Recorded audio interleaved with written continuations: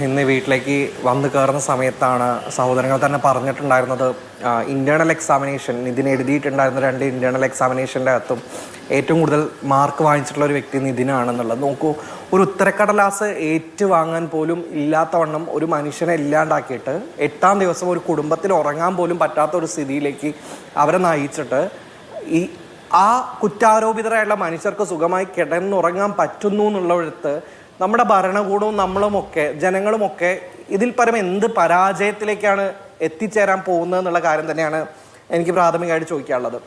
ഇന്ന് അവിടെ 7 അധ്യാപകർ രാജിവെച്ചു എന്ന് അറിയപ്പെടുന്നു കൂട്ടമായിട്ട്. അവർക്ക് നിതിൻ മരണപ്പെട്ട ദിവസം രാജിവെക്കാൻ തോന്നിയില്ല.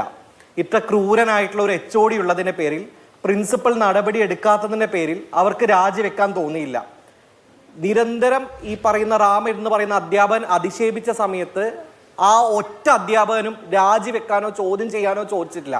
പക്ഷേ തങ്ങളുടെ കൂട്ടത്തിൽ വൃത്തികേട് കാണിച്ച മനുഷ്യർക്കെതിരെ വിദ്യാർത്ഥികൾ നടപടി സ്വീകരിക്കണം എന്ന് പറയുന്ന സമയത്ത് രാജിവെക്കാൻ വേണ്ടി പറ്റുന്ന ഈ അധ്യാപകർ എന്ന് പറയുന്നത് അധ്യാപക വർഗത്തിന് മാത്രമല്ല, മനുഷ്യത്വമുള്ള ഓരോ മനുഷ്യർക്കും മുന്നിൽ ഇവർ തീർച്ചയായിട്ടും കെട്ട മാതൃകകളാണ് എന്നുള്ള കാര്യം തന്നെയാണ് പറയാനുള്ളത്. അധ്യാപകർ എന്ന പദത്തിന് ഇവർ ഒറ്റ ആളും തന്നെ യോഗ്യനല്ല എന്നുള്ള കാര്യം തന്നെയാണ്.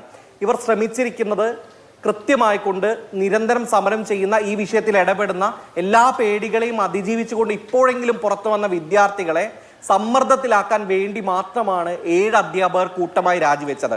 അവരുടെ കൂട്ടത്തിൽപ്പെട്ട കള്ളത്തരങ്ങൾ പുറത്തു വരാതിരിക്കാൻ വേണ്ടിയിട്ടാണ് ഈ കൂട്ടരാജി അവർ ഉണ്ടാക്കിയിട്ടുള്ളത് എന്നുള്ള കാര്യത്തിൽ ഒരു സംശയവുമില്ല. ഒളിക്കാനൊന്നുമില്ലെങ്കിൽ ഈ ദിനമായിട്ടും ഒരു അധ്യാപകന് പോലും, ഒരു പ്രിൻസിപ്പളിന് പോലും ഈ വീട്ടിലേക്ക് കയറി വരാൻ പറ്റാത്ത ഭയമുണ്ടല്ലോ. ആ ഭയം എന്ന് പറയുന്നത് കൃത്യമായി തങ്ങൾ ചെയ്ത തെറ്റിനെ കുറിച്ചുള്ള ഉത്തമ ബോധ്യമുള്ള മനുഷ്യന് മാത്രം ഉണ്ടാവുന്ന ഭയം തന്നെയാണ്. 2, ഒരു കേസിനകത്തെ ഏറ്റവും പ്രധാനപ്പെട്ട എവിഡൻസായി മാറാൻ സാധ്യതയുള്ള CCTV ഫൂട്ടേജുകൾ ഈ കുടുംബം ചോദിച്ചിട്ട് കണ്ണൂർ പോലീസ് പറഞ്ഞിട്ടുള്ളത് കണ്ണൂരിലേക്ക് ചെല്ലാൻ വേണ്ടിയിട്ടാണ് പറഞ്ഞിട്ടുള്ളത്.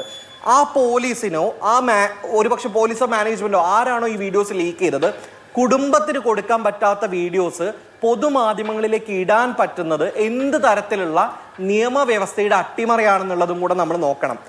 ഈ പറയുന്ന ക്രൂഷ്യലാവാൻ പോകുന്ന ഒരു എവിഡൻസിനെ ടാമ്പർ ചെയ്യുവാനും അതോടൊപ്പം തന്നെ കുറ്റോരാപിതരായിട്ടുള്ള വ്യക്തികൾ തങ്ങളുടെ അടുത്തില്ലാത്തതുകൊണ്ട് പെൻഡ്രൈവിലാക്കി കൊടുക്കാൻ പറ്റില്ലല്ലോ, ഒളിവിലാണല്ലോ പോലീസിന്റെ ഭാഷയിൽ. അപ്പം പെൻഡ്രൈവിലാക്കി കൊടുക്കാൻ പറ്റാത്തതുകൊണ്ട് സ്ക്രീനിൽ നിന്ന് വിഷ്വൽസ് എടുക്കാൻ ആവശ്യമായിട്ടുള്ള അവസരമാണ് പോലീസ് കൃത്യമായിട്ട് ഒരുക്കിയിട്ടുള്ളത്.